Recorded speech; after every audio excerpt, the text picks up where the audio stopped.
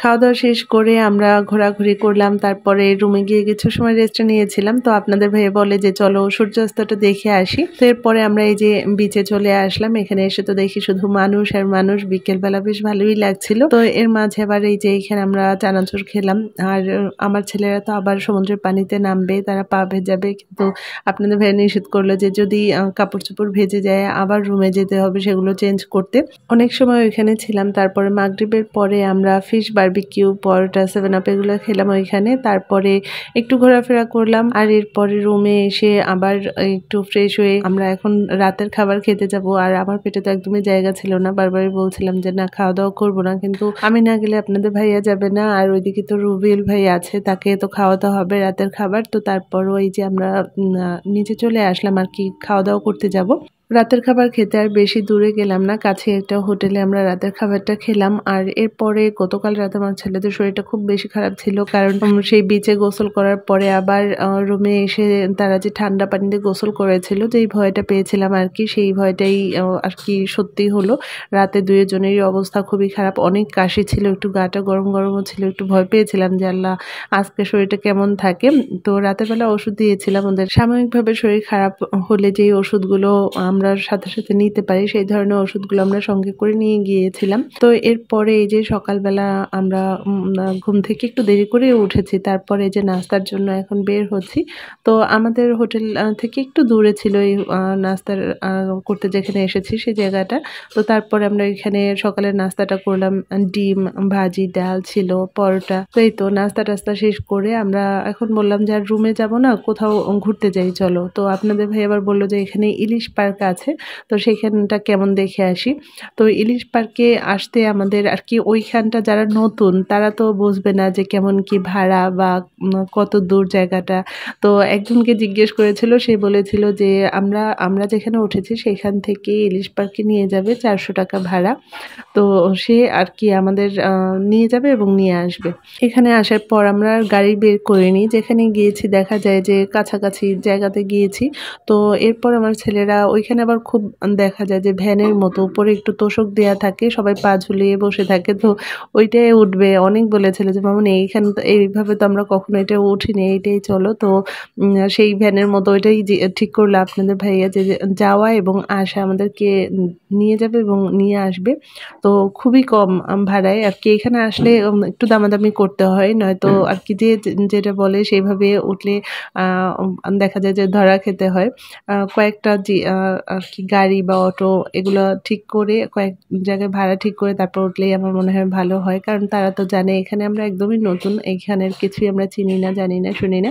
তো এরপরে এই যে ইলিশ পার্কে এসেছি আমরা ঠিকই, কিন্তু এখানে কোনো মানুষজন ছিল না, আর এখানে টিকিট কাটারও কোনো ব্যবস্থা দেখলাম না। হয়তো প্রথম যখন নতুন করেছিল এটা, তখন হয়তো অনেক সুন্দর ছিল এবং মানুষজন আসা যাওয়াটা একটু বেশি ছিল, সেই সময় হয়তো টিকিটের ব্যবস্থা ছিল, কিন্তু এখন দেখি একদমই সেই ধরনের কোনো ব্যবস্থা নেই। তো এই যে দেখেন, এটা ছিল ইলিশের পেটের ভেতরের অংশটুকু। তো পেটের ভেতরে সেরকম চেয়ার টেবিল দেয়া ছিল আর কি। এটা মনে হয় একটু রেস্টুরেন্টের মতো করেছিল, যে এখানে বসে হয়তো খাওয়া দাওয়া করবে সবাই। আর এপাশে কিন্তু একটু থাকারও জায়গা আছে আর কি, কটেজের মতো যেটাকে বলে।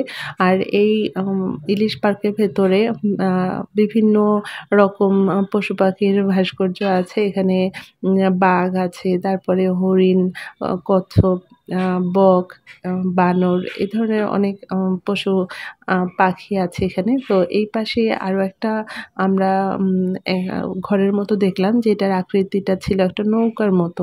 তো এই জায়গাটাও হয়তো রেস্টুরেন্টের জন্যই তৈরি করেছিল, ছোটোখাটো, খুব সুন্দর করে করেছিল, কিন্তু মানুষজন না আসাতে জিনিসগুলো নষ্ট হয়ে গিয়েছে। মানুষজনের যাতায়াতটা হয়তো কম এখানে।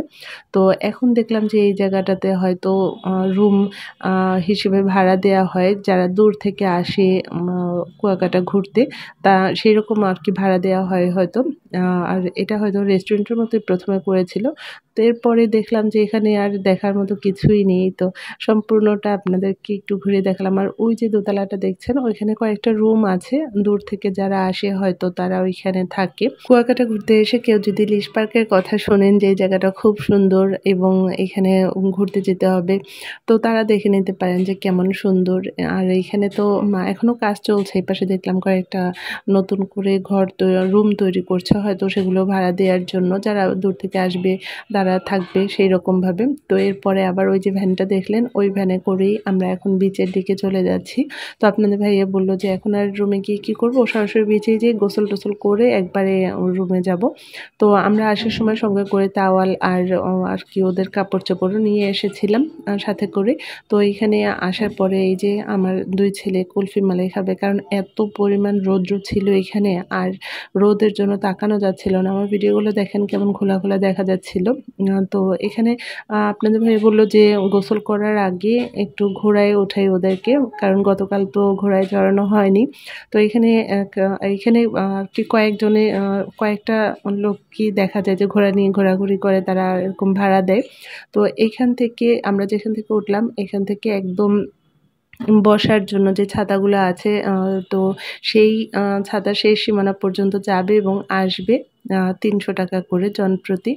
তো আমরা 2 ছেলেকেও উঠালাম। তো আমাদের কাছ থেকে একটু কমই রেখেছে। ঘোড়ায় ওঠার পরে ওরা আবার বাইকে ঘুরলো কিছু সময়। আপনাদের ভাইয়া তার 2 ছেলেকে নিয়ে আরকি বাইকে উঠলো। আর এইদিকে আমি কিন্তু এই সময় লাইভেও হয়েছিলাম। তো কুয়াকাটা থেকে আসার পর থেকে গলায় কি যে হয়েছে বুঝতে পারছি না, যে ভয়েস দিব গলাটা কেমন ভার, ভার লাগে। কথা বলতে গেলেই মনে হয় যেন বেজে আসে। তো ভাবলাম যে একটু ঠিক হোক তারপরে ভিডিওগুলো ঠিক করব। কিন্তু অনেক দিন হয়ে গেল এই ভিডিওগুলো তো আর আপলোড করা হচ্ছিল না। যাই হোক এরপরে আমরা কিছু সময় ওইখানে অনেক সময়ই ছিলাম। ওইখানে ওরা গোসল-টোসল করলো আর আমার ছেলেরা তো আজকে আমাকে টানাটানি শুরু করেছে যে, "মামুনি গতকালও তুমি আমাদের সঙ্গে গোসল করোনি, আজকে একটু করতে হবে।" তো আমি অল্প একটু নেমেছিলাম পানির মধ্যে, ওদের সঙ্গে কিছু সময় ছিলাম। তো এরপরে এই যে আবার রুমে এসে ফ্রেশ হয়ে আমরা দুপুরে খাবার জন্য বের হয়ে গেলাম। তো এখানে হোটেলগুলো ভালোই আরকি, সবকটা হোটেলেই কিন্তু ভর্তা, ভাজি এগুলো আছে। তো এই হোটেলটা আমরা কয়েকটা হোটেলে জিজ্ঞেস করেছি যে ভাজি, শাক-টাক এই ধরনের খাবার যে হোটেলে আছে সেখানেই খাবো। তো এরপরে যখন এখানে করলা ভাজি দেখলাম, দেখে আমার খেতে ইচ্ছা করলো। তো করলা ভাজি, শুটকি ভর্তা, তারপরে আলু ভর্তা, মুরগির মাংস এগুলো অর্ডার করলো আপনাদের ভাইয়া। আর এখানে মাছ খেতে কেমন যেন ইচ্ছে করে না, কারণ মাছটা ধুতে তো ঠিকভাবে ধোয়া হয় কিনা জানি না হোটেলে। তাই আমরা আর মাছ কখনোই খাইনি। এখানে আসার পর থেকে দেখা গেছে যে মাংস, ভর্তা, ভাজি এগুলো দিয়ে আমরা খেয়েছি। তো আজকে ভিডিওটা এখানেই শেষ করছি। সবাই ভালো থাকবেন। খোদা হাফেজ।